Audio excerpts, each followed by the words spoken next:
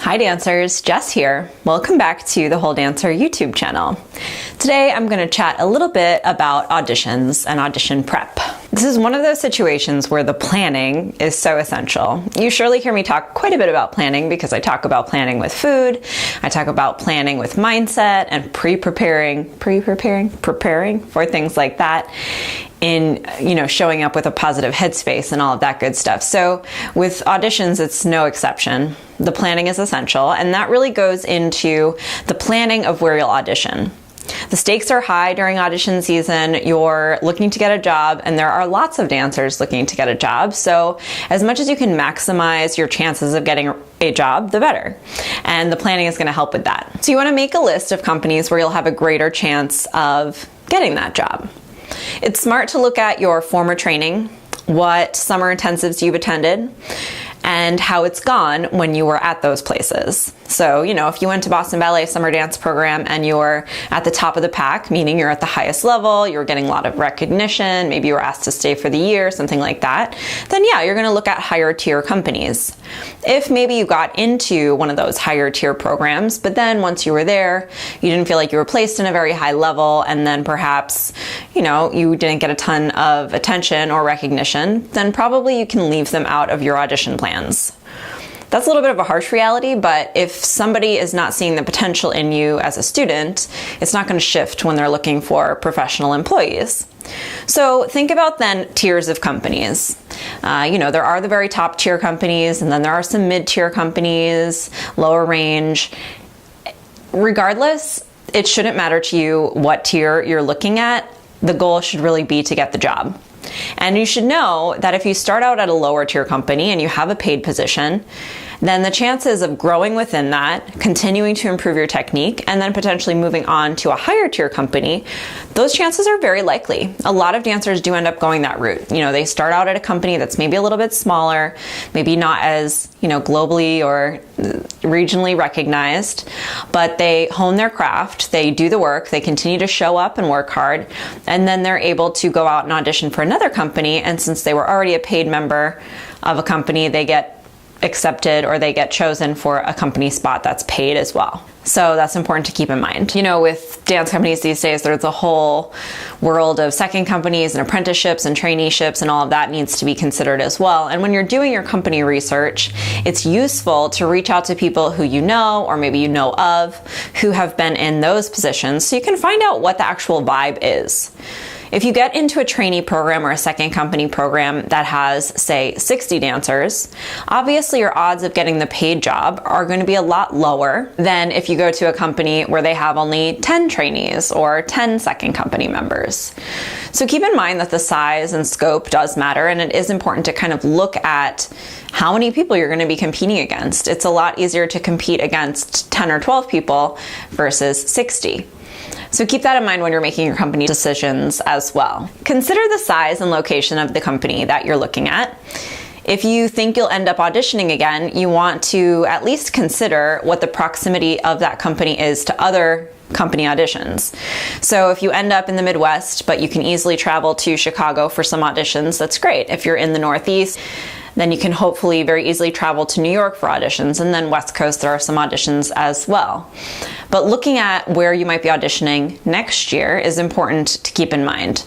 Many people do end up sending out videos and DVDs, and that's another great way to kind of cut down on all the different places you might be traveling to. If you can send in audition materials somewhere and then see if they ask you to come for a company class audition, or maybe it is an open call audition, or maybe it is a cattle call type audition, but only by invitation.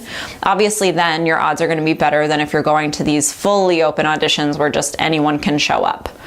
They've done some vetting, they've kind of considered you as already, and they've seen something that they liked, and they just want to see you in person, probably to decide if you're the real deal or if your video is like a true testament to you as a dancer. When choosing your attire for auditions, think about what you feel most confident in. So don't just wear something because, somebody tells you you should. Think about what leotard makes you feel good, what you feel happy wearing, and wear that. And I do think that honestly that even goes for wearing tights over or under your leotard. If you are wearing pink tights, but you are typically wear them over the leotard and wearing them under is going to throw you off, then wear them over. They don't specify. They're not going to say, oh, she has her tights over, so we're cutting her out completely. If you appeal to them as a dancer, they're not going to care that your tights were over your leotard. That being said, there might be some more classical companies who will look at that and think, oh, that's kind of sloppy or unprofessional. So that's something to keep in mind as well. Remember that when you're auditioning for a more neoclassical company or modern company, obviously you can wear black tights, and black tights are worn outside of the leotard. So, there are going to be different circumstances that need to be considered when you're making your choices as it comes to, or as it refers to, attire. Make sure that you're dressing in a way that's flattering to your body type. I did a whole video on this, dressing for your body type in ballet, so I'll link to that video above. Go and check that one out if you're looking for more tips on what leotards might be most flattering to your body shape. But keep that in mind when you're dressing, because it can make a significant difference. For me, I have more narrow shoulders and broader hips, so wearing a leotard that comes in at the top makes my shoulders more balanced with my bottom half. And so it's a nice way to sort of balance out my body just by wearing a specific leotard. Think about what colors of leotards make you confident, make you feel confident and proud, but also can help you to stand out. So yes, the common advice in this area is that if you're going for a company audition, wearing black and pink very much looks like a student. If you have like a jazzy black leotard that has some sort of embellishment that's really pretty, or some sparkle or some gold or something like that, that can stand out as well. So keep that in mind if you're like really into black. But just a straight up black camisole is going to look very much like a student. They're going to associate you with students. Even if you don't dance like a student, that's what they're going to kind of like have in their mind. So wearing some color is going to make you pop a little bit more and look a little bit more like a professional. You've got to consider the mindset when going into auditions. You want to make sure that you are giving yourself some positive self-talk, some pep talks, and getting yourself ready for what's coming up. This is the kind of thing, a habit that you should really start working on now.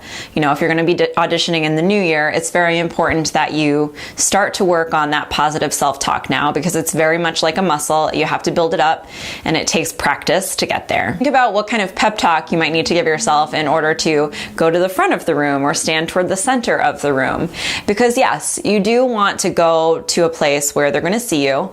You don't want to be crazy aggressive, but it is nice for them to see that you're confident enough to go and stand there.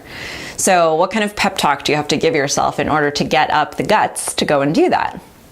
Additionally, you want to think about how you might be performing in an audition. So yes, it's taking class, but there might be a certain level of performance to it, or a little bit more consideration of how you're coming across. And that should start in the studio now. You want to go into class and think, okay, how would I be doing things differently? Or would I be doing anything differently if this were an audition and not just a class? And start to practice those little things and those little sort of performance skills so that you can bring them into auditions with you seamlessly. You don't want it to be like a last minute thing that you're trying to amp yourself up and, get into some sort of performance mindset if you haven't practiced that at all. And then finally, there's the food. So you want to make sure that you're choosing foods that settle easily in your stomach. And again, this is honestly something I think you should start practicing now. See what snacks really work for you if you're eating just 30 minutes before class, or if you're eating an hour before class, so that you can figure out what's going to be the very best fuel when it comes to auditions. You have to keep in mind with auditions that a lot of times you don't know how long it's going to take. You might get asked to stay after bar, and then you might get asked to stay after center for some rep. You really don't know how long it might take unless the same studio is scheduled for another audition right after. However, in that case, you might be in a situation where you're then staying for 2 separate auditions for a number of hours, and you want to make sure that you have the right fuel and you have enough food with you. So I would say definitely overpack snacks and practice with your snacks. Figure out what foods work best for you that don't make you feel bloated, that make you feel light and energized, and that's the food you want to be eating on audition day. For some examples, bananas are one of the best foods when it comes to dance because they tend to not cause bloating. They're high in potassium. They're a good source of natural sugars and starch and fiber that are going to help you to feel, somewhat full, but not heavy or weighed down for a good period of time. So when it comes to auditions, I could honestly speak about this topic for a long time, and there are so many different areas of audition information that I would like to share with you all. So I'm going to have a more in-depth audition workshop coming up on November 29th, so towards the end of this month. And I wanted to make sure that you all heard about it here. I'll share a link below where you'll be able to sign up. And then if you're on the Whole Dancer email list, you'll surely hear about it through there as well. If you have any specific topics that relate to auditions that you would really like me to cover in the audition workshop, please reach out by email. You can email me at jess@thewholedancer.com, and I will be sure to add your questions to my list for the workshop. Audition season is really an exciting and pivotal and sometimes stressful time for dancers. So in addition to the workshop, there will be some new resources coming out for dancers who will be auditioning in the coming months, and you'll hear all about that at the audition workshop as well. Thank you again so much for tuning in today, and I'll catch you next time.